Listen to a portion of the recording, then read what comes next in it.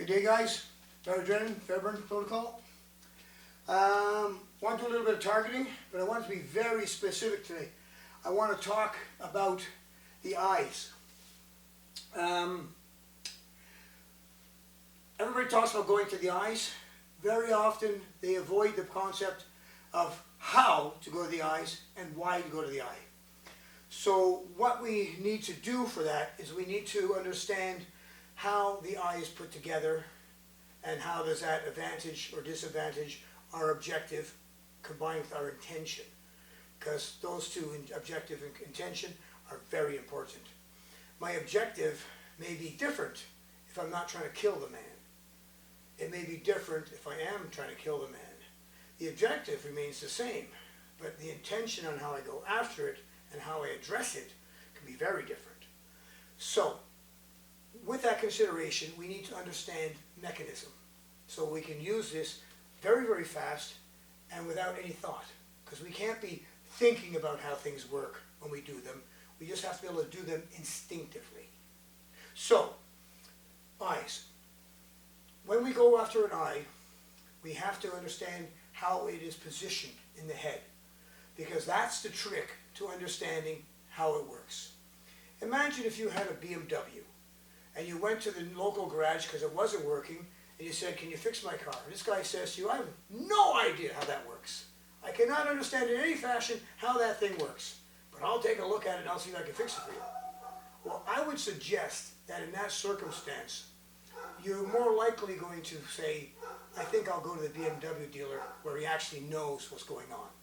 We need to be that BMW dealer with the body. So, the human eye. The human's eye is attached into the head by 6 muscles. One above, one below, one to the side, one to the side, and they pull opposite to create the movement of the eye. And at the same time, you have 2 others that are attached to the eye, and those are, they come on an axial, and they help a rotation of the eye. Not a folding up and down type of thing, but actually helps the eye to rotate, and that gives us full movement of the eye. So, the eye is positioned inside the socket. The tissue behind the eye is very sensitive. It's more sensitive on the top than on the bottom. It's more sensitive on the outside than on the inside, and it's more sensitive is almost directly over the center of the eye. That's the most. Why? Because directly over the center eye, you're going directly into the muscle tendon area that controls the eye from the top. Now, of course, you're also going into a dangerous area of ripping the tendon or ripping the muscle in that area, which then could be very damaging, very problematic to the eye itself in terms of surviving the situation. So if you're doing this because of a situation that's less than lethal, you may not wish to do that, or you will have to decide that on the day, but know what you're doing. When we go into the top of the eye, it has certain advantages that are fantastic. When we go in, and we go in this way, or even this way, which is very good considering the chin jab, and then we go in with the eye, instead of clawing down into the base of the skull like a bowling ball, we can push up into the top of the eye. When you do that, what happens is the eye rotates down and the finger goes in top, and then you can get very painful areas in there. And that allows that head to go back even more easy, creates a better survival response on the opponent, which causes him to move his head in an evasive fashion, trying to reduce the entry and the injury associated with the entry. It's very reflexive. It takes place in the spine, not the skull, the brain. Can't stop it. So when we go in, we go here, and we start pressing, and press it over the top, then we get some really good action compared to just shoving it in the eye on the bottom. We can also use it, and I've done this in real combat situations, where the person was very, very large, and I get him tied here, and I pull over the back, up and over, pull the head back, and push him away, cause him to retract. Warning, the minute I took the thumb out of his eye, boom, he was back in game again, because I did not create a permanent injury. Okay? So, because it wasn't a permanent injury, he was back in the game, and he was different. They'll go nuts. Some don't, some do, but you can pretty much count they'll go nuts. because they now think that they're really into shit. Be careful, because on the inside of the eye right here, where people like to advertise going, that's where they have a ligament bridge. A ligament bridge is a little ligament that goes over the tendon that causes the eye to rotate. And it's positioned just inside the skull, just in there. Very easy to rip. If you rip this, there will be surgery involved in that eye. It will be a very dangerous movement. Okay, so we can avoid that by going outside here and in there and causing almost no problem. You can sink the finger into an eye quite deep. I'm not blinding myself, that'd be a silly thing to do. But you can see I'm into the first knuckle there. But when I do this, I'm doing those places. In order to rip an eye out, XYZ, XYZ. What am I saying? What am I talking about? You don't need to do it. If your goal is ripping the eye out to cause shock, okay, whatever. But I had recently a conversation with a gentleman who is an eye surgeon. That's the only thing he does is repair damaged eyes. And he's been doing it for a long time. And so I asked him, how much power do I need to rip out the eye? He said, well, why?